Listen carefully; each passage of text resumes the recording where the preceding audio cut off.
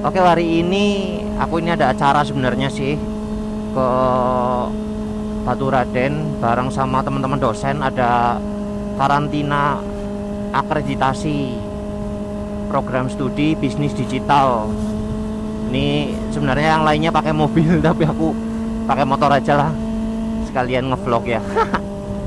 Ini juga cerah banget, cuacanya silau, enak banget nih buat reading, dan jalanan juga nggak terlalu rame. Rencananya ke Batu Raden lewat jalur biasa, jalur gede ya, yang dari Purwokerto. Dan di sana itu nanti kita akan menyelesaikan berkas laporan akreditasi. Karena memang universitas sekarang kan memang butuh akreditasi untuk bisa menjadi ranking ya teman-teman ya. Yang di video-video kemarin kita sudah bahas ya, akreditasi universitas, akreditasi internasional. Nah ini juga sama, ini akreditasi tapi program studinya program studi bisnis digital.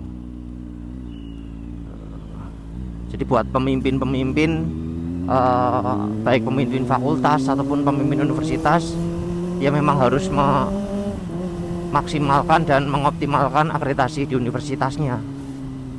Nah, kita bicara masalah pemimpin ya. Ini topik yang menurutku sih asik sih, karena kebetulan kan aku ini kan dosen manajemen, konsentrasinya sumber daya manusia atau human resource management. Nah, di salah satu bab di human resource management itu ada leadership atau kepemimpinan, dimana waktu di video kemarin kita ada yang namanya mata kuliah kepemimpinan diri ya, dan praktek. Saya coba akan share sedikit terkait dengan kepemimpinan yang ada di setiap diri manusia teman-teman. Karena setiap manusia itu kan dia menjadi pemimpin ya, baik pemimpin diri sendiri, mungkin pemimpin keluarga, pemimpin perusahaan, pemimpin daerah, apapun itu, bahkan sampai mungkin pemimpin negara, pemimpin dunia lah, tentunya nggak ada loh. Nah, di setiap kepemimpinan itu sebenarnya ada gayanya teman-teman. Jadi kalau teman-teman mungkin ya,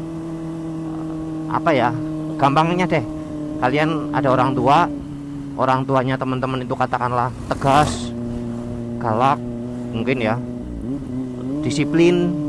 Nah itu sebenarnya yang namanya orang tua juga kan pemimpin ya, pemimpin anaknya. Nah itu dia punya gayanya sendiri itu.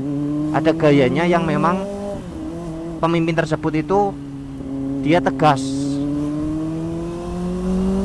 Nah gaya kepemimpinan itu namanya gaya pemimpinan otoriter atau otokrasi. Otoriter ya, jadi pemimpin yang memang berkehendak untuk dirinya sendiri, dan sebenarnya kalau ngomong memaksa ya nggak terlalu memaksa teman-teman. Intinya adalah semua yang ada dalam dirinya itu harus dominan. Setiap pengambilan keputusan, baik di perusahaan atau di keluarga atau di apapun ya, nah itu dari dirinya, dari pemimpinnya. Jadi minim banget ada kontribusi dari anak buahnya. Itu namanya pemimpin otokrasi. Tapi beda teman-teman sama diktator ya. Nah, diktator itu sebenarnya di atasnya otokrasi. Kalau otokrasi itu kan memang tegas, disiplin, pokoknya kudu apa yang saya putuskan itu harus dilaksanakan, meminimalisir pendapat dari orang lain ya, atau dalam hal ini adalah karyawan atau anggota atau anak buahnya. Itu kalau otokrasi. Tapi kalau diktator itu di atasnya teman-teman, itu benar-benar melakukan sebuah kebijakan yang di luar nurul di luar nurul, yang pokoknya harus dipatuhi, harus dituruti. Diktator itu malah arahnya lebih ke berkuasa, bukan menjadi pemimpin tapi menjadi penguasa. Karena apa yang dia mau, apa yang dia minta harus dituruti, sekalipun itu apa ya, keputusan atau tindakan yang kurang baik ya. Kalau ngomong pemimpin diktator sendiri banyak sih sebenarnya contohnya. Kalau di pemimpin negara ya, di pemimpin negara itu ya teman-teman bisa lihat di pemimpin Jerman zaman dulu itu yang Nazi ya, si Adolf Hitler. Nah itu salah satu contoh pemimpin diktator. Jadi pokoknya maunya dia harus membinasakan Yahudi ya, akhirnya dihancurkan itu. Pokoknya nggak ada pilih-pilih bangsa Yahudi, setiap hari pasti ribuan teman-teman, kita ngomong ribuan, pasti dibunuhnya massal ya, karena maunya pemimpin seperti itu. Jerman harus menguasai dunia itu katakanlah. Nah itu arahnya itu ke diktator. Atau yang di Korea Utara teman-teman, Kim Jong Un. Nah itu juga salah satu yang memang cenderung gaya kepemimpinannya itu diktator. Dia melakukan sebuah kebijakan yang ya memang maunya dia sendiri. Harus pajang foto beliau dan ayahnya, terus nggak boleh ada kitab suci. Nah, itu salah satu contoh pemimpin diktator. Kalau otoriter itu nggak sampai separah itu sih, tapi kalau mungkin ya bayangan kalian ya, kalau orang tua kalian tegas, disiplin, harus tepat waktu, kalau tidak ada apa ya, tidak mau mematuhi nanti akan dihukum. Atau mungkin atasan teman-teman dia pokoknya dikasih target sekian harus dilaksanakan dan lain-lain. Atau dosen teman-teman, dosennya itu ya dalam tanda kutip ada yang ngomong killer. Sebenarnya dosen killer itu relatif ya teman-teman, nanti mungkin kita akan bahas terkait dengan dosen killer ya. Tapi yang jelas ada loh dosen yang otoriter juga ada ya, istilahnya contohnya ya harus tepat waktu, pengumpulan tugas harus sesuai, nggak boleh nyontek kalau ujian, tegas. Nah itu kecenderungan gaya kepemimpinannya adalah otoriter cuy. Tapi jangan berpikir negatif semua.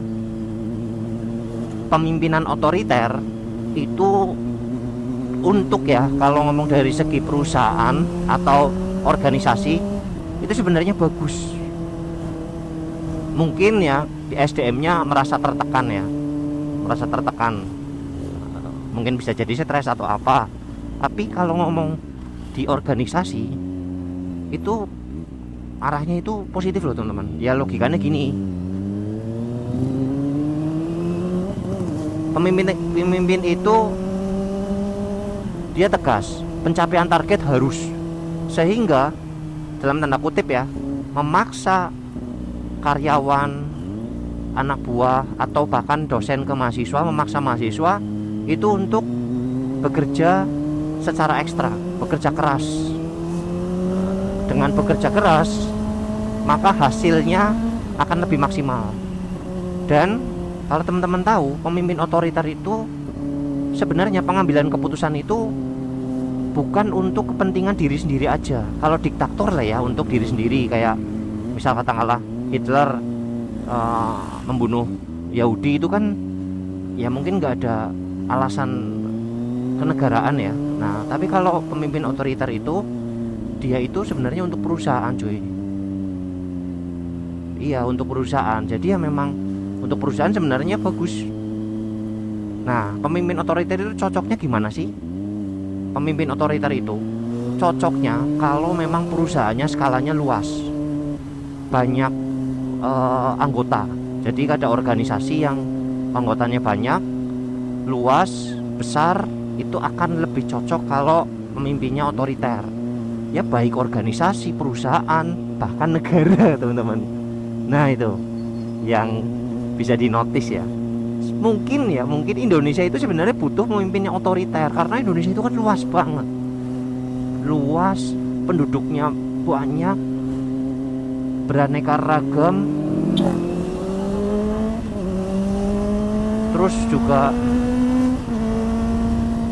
pasti kan ada perbedaan di situ. Nah kalau pemimpinnya letoy, pemimpinnya lembek, ya yang ada ya kalah sama rakyatnya cuy. Nah makanya kalau pemimpinnya otoriter itu ya pengambilan keputusannya itu memang harus. Nah itu sebenarnya bagus teman-teman. Nah, oke, kita sekarang udah tahu ya namanya pemimpin otoriter.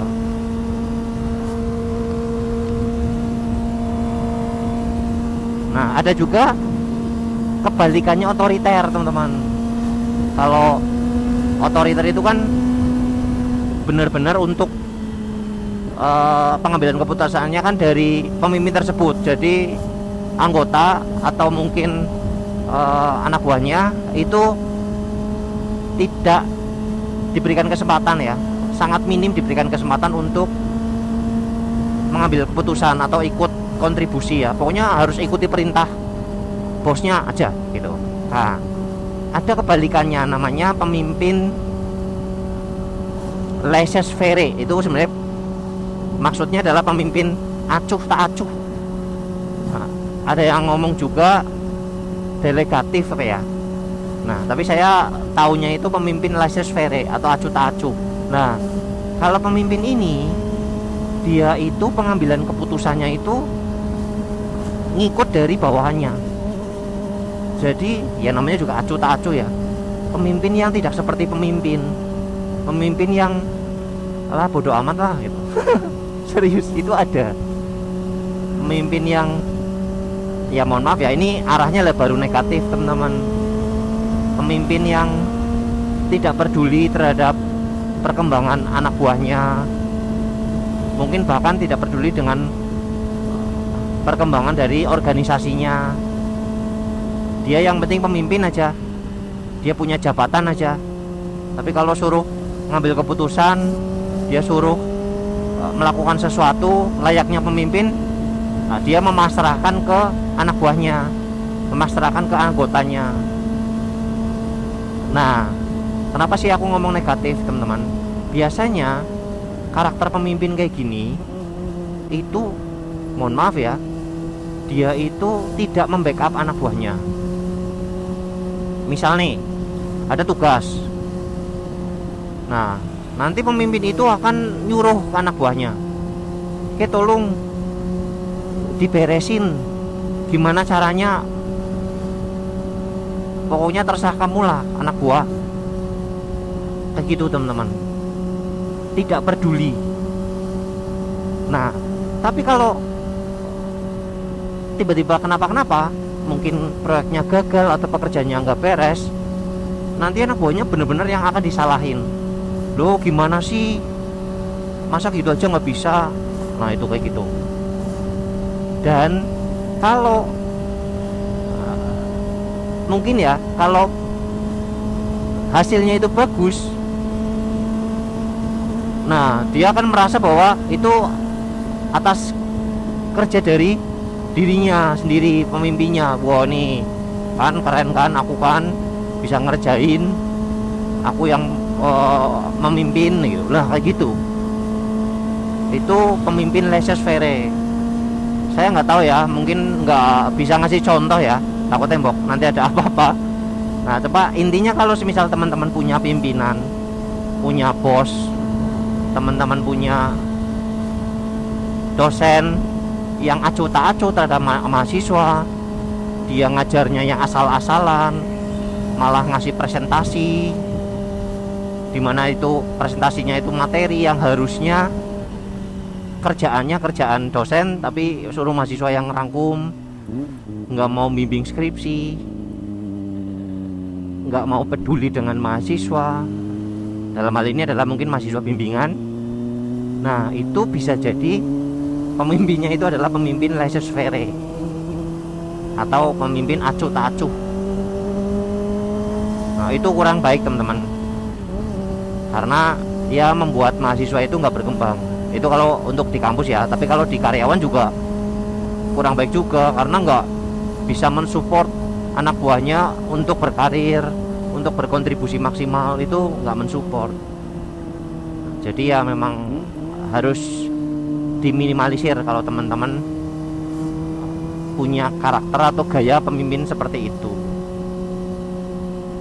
Nah ada juga yang lainnya teman-teman, ada yang pemimpin birokratif atau birokrasi.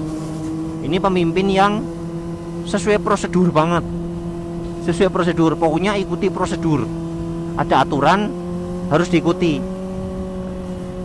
Nah itu sebenarnya ya, ini kita kalau ngomong ya, yang namanya pemimpin itu kan yang buat aturan, yang mengikuti aturan itu adalah anak buahnya. Jadi kalau seorang pemimpin melihat sebuah aturan dan dirasa memang aturannya sudah out of date atau nggak cocok atau sudah ketinggalan zaman atau harus ada perubahan, ya rubah. Nah itu.